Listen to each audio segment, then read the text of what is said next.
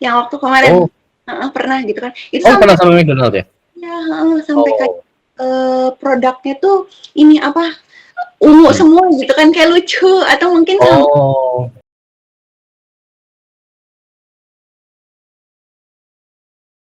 halo balik lagi di TOD bukan Truth Order tapi ini Talk of di sini. Kak Brian, episode kali ini kita bakal lebih seru nih Kak, karena dunia oke. tuh sekarang lagi panas sama berita perang dunia ketiga gitu ya. Oh iya. Nah, kalau di tahun kemarin tuh udah banyak ajakan atau seruan tentang Hmm, boykot produk global. Tapi kayaknya di hmm, tahun ini tuh udah mulai kerasa nih efeknya gitu. Di mana hmm, masyarakat tuh udah mulai beralih tuh dari produk global ke produk hmm, lokal. Contoh hmm, sederhananya kita, betul. Kak, desainer gitu ya. Hmm. Sehari-hari kayaknya kita nggak bisa lepas dari yang namanya ngopi nih. Pagi Oh iya. ngopi, meeting sama klien ngopi, revisian ngopi, ngerjain project ngopi. Nah, Iya, yang tadinya mungkin kita konsumsi produk global tuh kita beralih nih ke produk-produk yang benar lokal tapi sih. mereka tuh punya apa ya, punya brandingan yang kuat gitu dari sisi visual dan identitas. Hmm, Kayak mereka punya karakter yang unik tersendiri. Tapi hmm, yang hmm, bakal hmm, tuh gimana bisa gitu si brand lokal ini tuh hmm. ingin brand-brand global tadi, Kak. Ah, oh iya, oke. Hmm. Belum ke sana kita bakal ngebahas dari awal dulu nih Kak. Barangkali ada Hmm, pemula yang masih baru join gitu kan. Apa hmm. itu branding dan lain sebagainya. Kita bahas dari Oh sana dulu. boleh, boleh, boleh. Eh, iya ya, bener ya. Sekarang banyak banget ya yang kopi-kopi ya. Kayak Betul, hampir hampir tiap berapa meter gitu, selalu ada kafe gitu. betul banget. Dan brandnya saking banyak banget sampai sampai ya kita nggak bisa ngehafalin. Tapi kecuali yang gede-gede ya, kayak contohnya kenangan kayak gitu kan kita sudah tahu ya. Janji jiwa kayak gitu. Betul. Oke, branding ya, kita ngomongin branding ya. Branding itu ada sebenarnya ada 3 pilar. Yang pertama ada produk, terus yang kedua ada customernya, terus yang ketiga, sorry, ada 2 pilar berarti. Ada dua itu. Yang brandingnya ini payungnya. Jadi payungnya gedenya tuh branding, itu terdiri dari customer sama produk sebenarnya. Kalau customer tuh gimana caranya kita bisa positioning, positioning itu gini loh. Jadi kayak aku cocoknya untuk orang apa, nah itu positioningnya. Terus ada targeting, jadi targetnya anak usia berapa, demografinya gimana, psikografinya kayak gimana. Habis itu ada juga yang namanya segmentation. Segmentation itu, jadi ini tuh segmennya ke menengah ke bawah, menengah ke atas, atau apa orang-orang profesional yang kerja di SCBD atau apa nih orang-orang yang pengusaha atau apa segmentationnya banyak. Jadi segmen itu kayak kotak-kotaknya gitu loh. Orang-orangnya itu apa aja. Terus kalau produknya ya differentiation berarti. Jadi apa yang membedakan sama produk yang lain Itu kayak relate. gitu. Apa contohnya ya? Aku bukan penikmat kopi sih. Kamu bisa kasih contoh nggak diferensiasinya? Kayak yang biasanya kamu minum aja deh. Yang biasa aku minum sih karena di sini deketnya ada banyak Hmm. kenangan sama Foin Kopi sama For mungkin ya Kak. Oh, oke, okay, oke. Okay. Produk lokal yang marak gitu Hmm. ya di sini di dekat. Kamu biasanya minum yang mana? Aku biasanya kalau nggak For Foin sih biasanya. Oh, oke, okay, oke. Okay. Kenapa itu? Kenapa minumnya itu? Karena dari rasa tuh lebih apa ya lebih ngena aja gitu buat aku kayak ada Oh, favorit yang memang di uh, poin ada tapi di yang lain enggak gitu atau hmm. mungkin di skor ada tapi di yang lain enggak. Oh, nah itu tuh, itu diferensiasi tuh. Walaupun subjektif ya, tapi memang diferensiasi kan memang subjektif ya. Ada juga yang diferensiasi ini kayak gini, kayak dia cuman menyediakan 1 biji kopi aja, itu kan ada juga kan. Oh, Habis itu ada juga yang dia minumannya apa gitu. Jadi banyak sih diferensiasi. Ada yang barista ya namanya ya. Baristanya itu kayak udah dikenal dunia kayak gitu-gitu loh. Jadi yang ada banyak itu produknya sama customer tadi. Nah semuanya itu dalam rangka brandingnya kayak gitu maksudnya. tapi ini enggak sih Kak Nah, si elemen branding itu tuh sebenarnya ada apa aja nih kalau misalkan kita ngomongin tentang branding sendiri. waduh, oke, banyak sih. Tapi ini salah satu kesalahan yang dilakukan sama desainer nih. Mereka cuma mikirin visual biasanya, kayak logo. Ya itu bener sih, nggak salah sih. Logo, terus warna ya kan. Terus apalagi ya, kayak layoutnya kayak gimana ya kan. Betul. Tapi itu nggak salah, tapi itu hanya bagian kecil aja. Karena ada branding itu ada banyak. Kayak contohnya campaign-nya kayak gimana. Terus habis itu tone of voice-nya kayak gimana. Jadi nada bicaranya tuh kayak gimana. Kayak contohnya kayak Gojek tuh. Gojek itu kan nada bicaranya santai banget ya di aplikasinya ya daripada aplikasi yang lain. Nah, itu salah satunya. Terus ada yang namanya Sonic juga dari apa ya namanya? Kayak ini loh, kayak ada suara-suara khusus, lagu khusus Ciri untuk khas. mereka, jingle. Oh iya. Jingle itu juga salah satu branding. Banyak sih ada apa lagi ya? Ya biasanya itu ada banyak banget segala sesuatu pokoknya segala sesuatu yang dilakukan sama brand itu branding gitu. Oke. Nah, kenapa brand itu tuh perlu banget punya brandingan yang kuat nih, Kak? Apakah memang biar persaingannya memang semakin ketat atau kenapa nih? Oh oke. Nah oke. Kalau brandingannya kuat sih ya supaya mereka ini ya bisa bersaing ya. Soalnya kan lebih berbeda tuh lebih baik gitu loh daripada sama gitu sama yang lainnya. Kayak contoh yang sama sebenarnya jujur aja ya. Aku tuh nggak bisa ngebedain janji jiwa sama kenangan sebenarnya. karena karena mirip-mirip basically. Karena tapi nggak menyalahkan juga karena biasanya kalau brand semakin gede itu biasanya diferensiasinya nggak kelihatan karena segmennya tuh hampir semua orang minum biasanya. Atau kayak ya kayak apa ya kayak resto-resto contohnya Solaria itu diferensinya juga susah juga kan soalnya kan semua orang makan Solaria gitu ya kan. Danol sama KFC mungkin ya itu mirip banget kan Iya sampai makanya mirip banget kayak gitu-gitu sih. bedain. Ya itu branding ceritanya. Nah, karena apa ya? Karena si brand-brand ini tuh harus punya brandingan yang kuat biar apa ya? Punya pasarnya tersendiri gitu kan ya, Kak. Biar mereka jadi top of mood dalam apa ya? Dalam si customer masing-masing. Gimana nih kalau misalkan aku nanya kayak misalkan ada beberapa brand yang memang mereka jadi ini ya, jadi primadona untuk sekarang gitu, Kak. Kayak mereka tuh kalau ngopi gitu. Kayak ini deh, Tuku. Kakak tahu nggak kalau Tuku tuh berapa miliar buat pasang namanya di stasiun betul. Sudirman. Ya betul. Itu salah satu branding ya. Itu salah satu brandingnya. Dan kalau kita bandingkan, brandingannya itu dia mirip sama kayak si Starbucks. Starbucks itu walaupun di Indonesia nggak ada yang namanya MRT Starbucks nggak ada ya, nggak ada stasiun Starbucks. Tapi dia tuh bukan penamaan, cuman dia tuh ngiklan di Vegas Sphere, tau nggak? Jadi di Las Vegas itu ada satu bangunan yang dia bentuknya setengah bola gitu.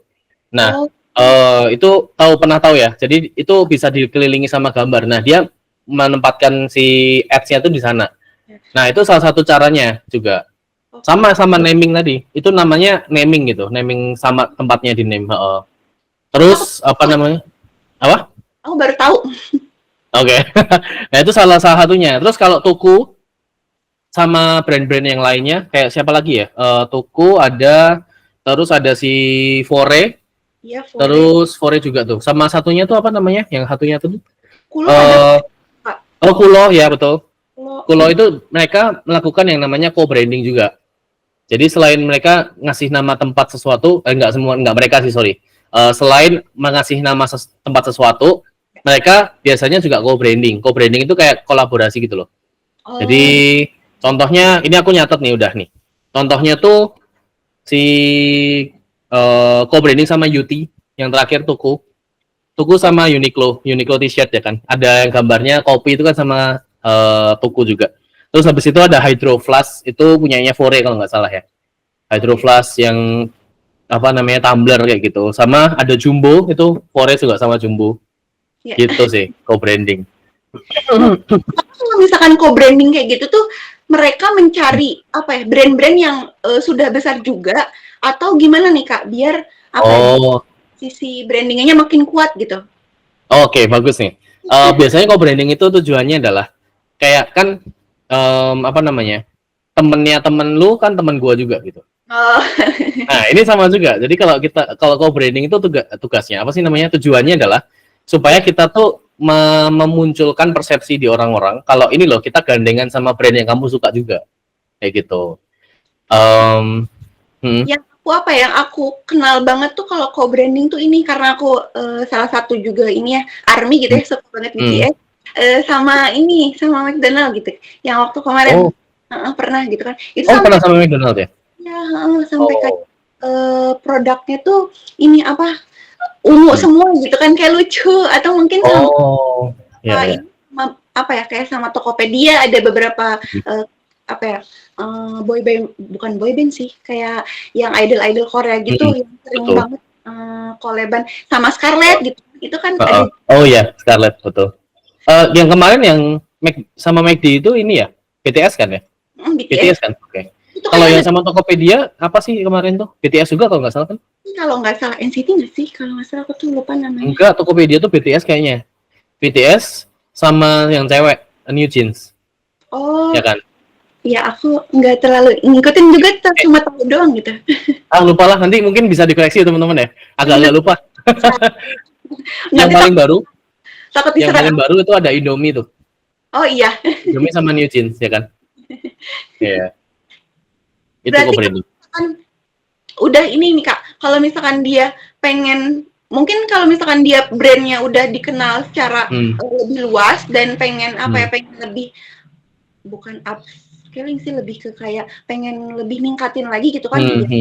Branding itu salah satu jalan yang bisa dipakai untuk brand biar lebih ya dikenal Ya, banget. ya. Co-branding itu ini sih, yang namanya branding itu kan untuk menciptakan persepsi di kepala orang ya sebenarnya. Kalau untuk ningkatin sales itu sebenarnya malah lebih ke fokus ke customer manajemennya. Customer management itu contohnya kita dalam tanda kutip memelihara customer ya. Contohnya kayak bikinin komunitas biasanya. Ada komunitas-komunitas yang di bawah brand itu. Ada juga kayak Vindes itu ada komunitasnya, ya kan? Aku tahu skin game tuh ada juga komunitasnya. Iya, betul. Nah, kayak gitu-gitu. Terus mereka ada juga yang tipenya kayak si ini loyalty program kayak di Starbucks. Starbucks itu loyalty program. Loyalty program tuh gini. Jadi orang-orang yang udah langganan nih, itu gimana caranya tetap langganan. Nah, kita buatkan membership. Membership itu konsepnya membership ya. Tapi bisa dengan cara yang unik gitu. Contoh cara yang unik Starbucks. Starbucks itu membershipnya bukan dalam bentuk kartu atau komunitas. Tapi Starbucks apa komunitas sih? Apa tadi membershipnya? Itu dalam bentuk tumbler. Tahu nggak? Oh, baru tahu. Iya, kalau dia beli tumblernya, itu di hari-hari tertentu yang ada tumbler day, itu dapat potongan 50% kan? Atau berapa persen nggak tahu.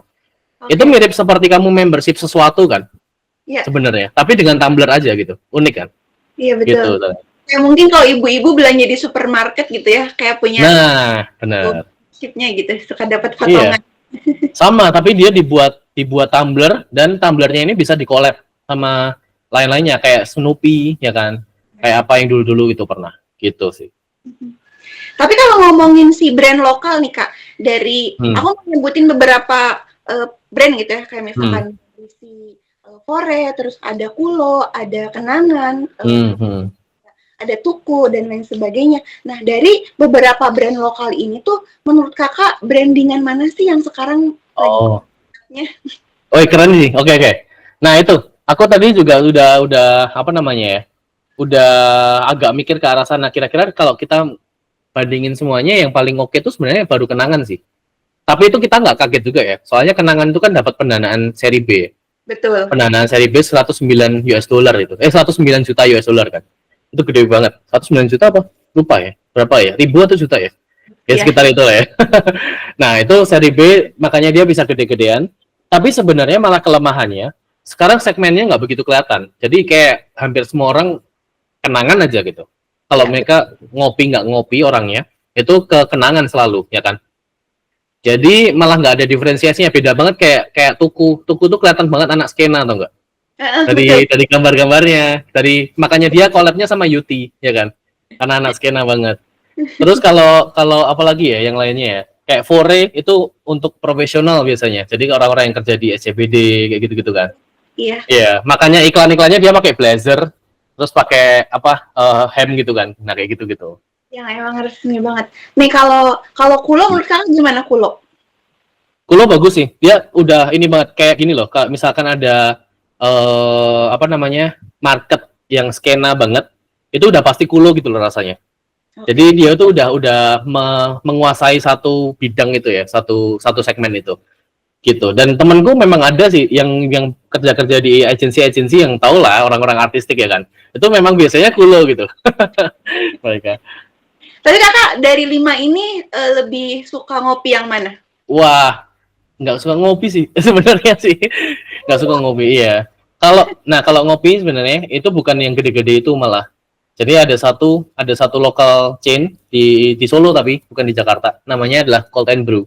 Nah itu lebih enak tuh. Nah itu sukanya karena emang tempatnya cozy aja. Betul. Gitu. Tapi kalau ini fun fact-nya ya, kalau aku ke kafe-kafe itu nggak pernah pesan kopi loh, bahkan di Starbucks pun. Oh iya, Pesannya coklat gitu ya. Iya. berarti apa ya kayak kirain aku tuh kakak ini juga suka penyuka kopi gitu. Ternyata enggak, aku baru tahu. Enggak, coklat. Nemenin ngedesain tuh biasanya minum apa kak? Eh, nggak minum ya, apa ya, nggak terbiasa aja minum kopi ya rasanya ya.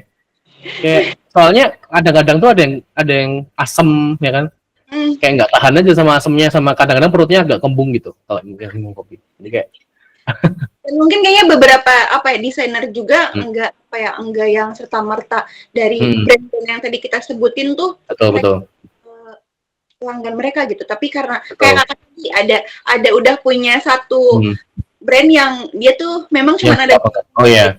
yang Nah kayak lebih. gitu biasanya bisa dipakai tuh, apalagi kalau dia artis ya, Nah, biasanya bisa dipakai, atau influencer KOL itu biasanya bisa dipakai. Contoh siapa ya? Kamu ada ini nggak? Raditya Siapa Dika artis? ini yang aku inget tiba-tiba Oh, inget. Rajit ya. Iya, itu bisa tuh.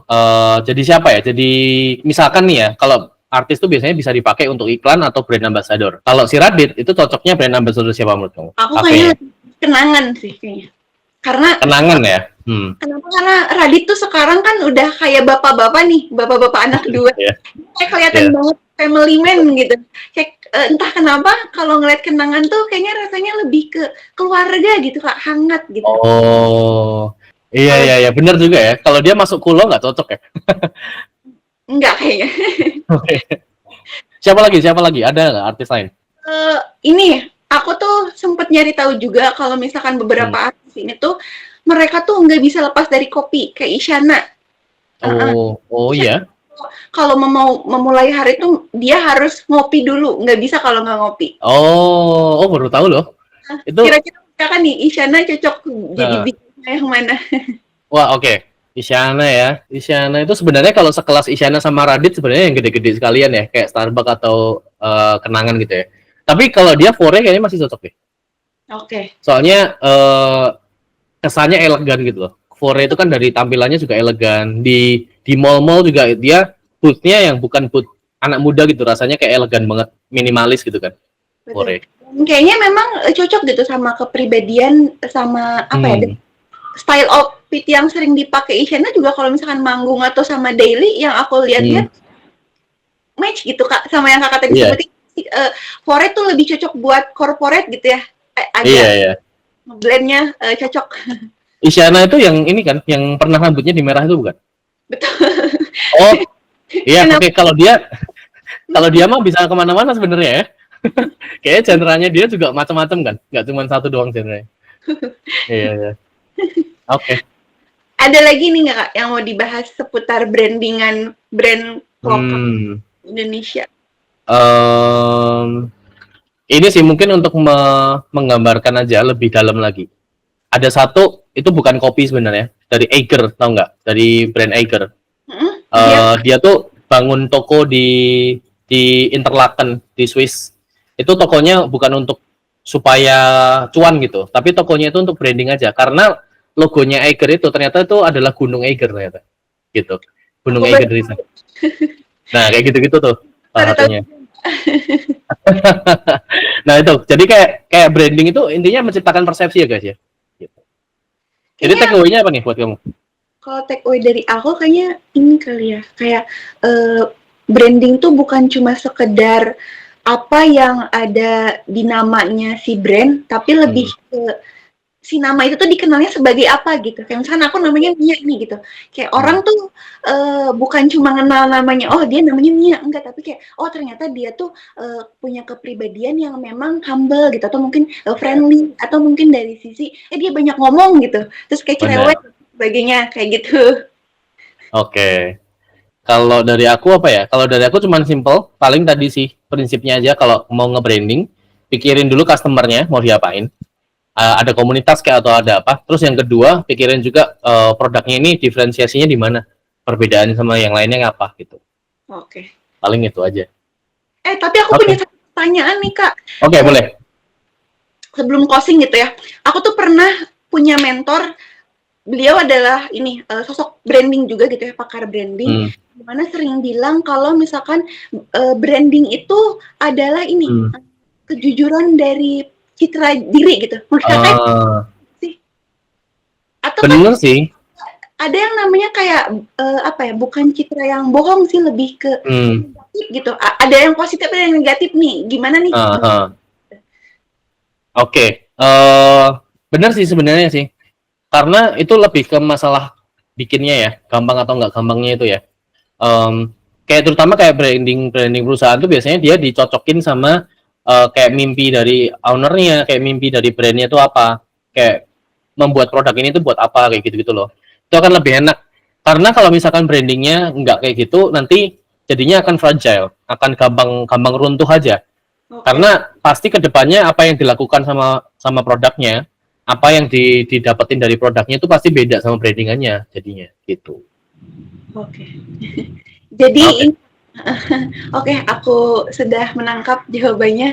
Jadi mungkin buat teman-teman di rumah kalau misalkan lagi nonton ini, kalau punya brand gitu ya, baru banget merintis, jangan sampai cuma mikirin apa itu logonya gitu kan, warnanya mana, tapi mikirin juga brandingnya tuh bakalan seperti apa gitu. Karena kita kalau ngebangun brand bukan cuma pengen sustain secara apa ya, pendapatan, tapi mungkin jangka panjangnya nama juga dikenal gitu ya Kak. Iya, benar. Lebih engage dan lain sebagainya. Oke. Benar. Oke. Di episode kali ini cukup sampai di sini. Kita ketemu di episode selanjutnya. Jangan lupa. Thank you. Bye-bye.